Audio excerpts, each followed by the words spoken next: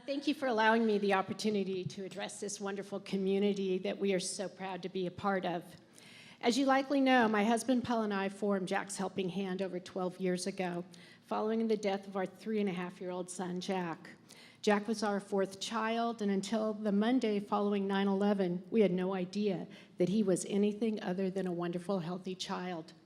On September 12, 2001, however, we learned our beautiful baby boy was fighting cancer, specifically an anaplastic ependymoma, which was attacking his brainstem.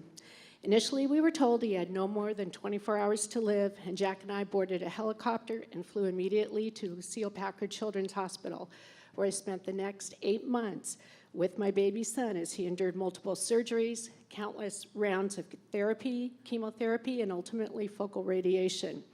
At the age of 10 months, Jack was declared in remission, and we returned to San Luis Obispo victorious for the time being, but with a special needs child who initially required round-the-clock care.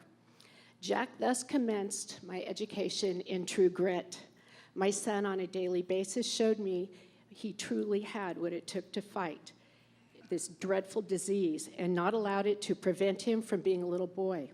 Jack wanted to crawl, Jack wanted to talk, Jack wanted to play and laugh. And Jack wanted to talk, and over the next 2 years, he accomplished each of these goals because Jack refused to give up.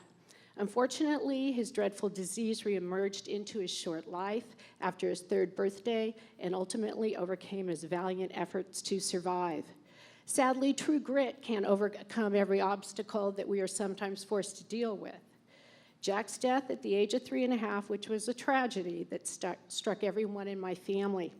It seemed that my world had fallen apart, and it was difficult to deal with virtually every aspect of life. Jack had been my focus and at the center of my family's attention for his entire life, and his passing seemed surreal. No one goes through life without facing a tragedy in one form or another, but losing a child is a club that no one ever wants to join. We were faced then with a choice of allowing that tragedy to ruin our life or to move forward and make something positive out of the circumstances. As a family, we were in shock. I dreaded being in public, and I sought isolation in my grief. When I learned that nearly $35,000 had been donated in Jack's name, I was faced with a decision which I needed to address despite my grief.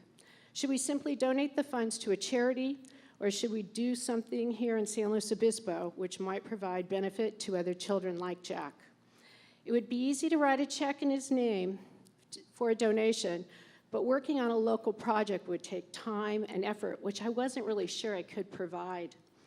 That, for me, was the turning point of my life.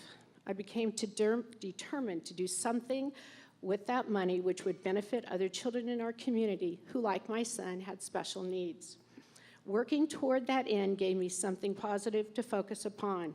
If I could make a difference in one child's life and help them during this course of the fight, I would have served the memory of my son and gilded our dark cloud with a silver lining.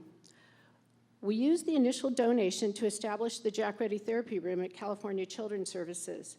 What happened after that was truly a miracle. This community, and many of you who are present today, continue to come forward and generously put Jack's Helping Hand into a position where we found ourselves serving more and more children with cancer, special needs, and debilitating conditions, and assisting these families. Like Jack, I know that all of these children have true grit. And again, like Jack, these children demonstrate that grit to us daily as they give all their all just to be kids, to walk, to play, to make friends, and perhaps, most important of all, to enjoy the lives they lead. It is the grit and perseverance of these children which has provided me with the motivation and determination to keep Jack's Helping Hand moving forward. We now serve over 2,000 children a year and their families, all of whom have the grit it takes to meet the challenges of their special need or condition present every day. We do so based upon the generosity and support of this community, and I offer each of you my heartfelt thanks for allowing us to serve these children. You make Jack's Helping Hand possible. God bless you.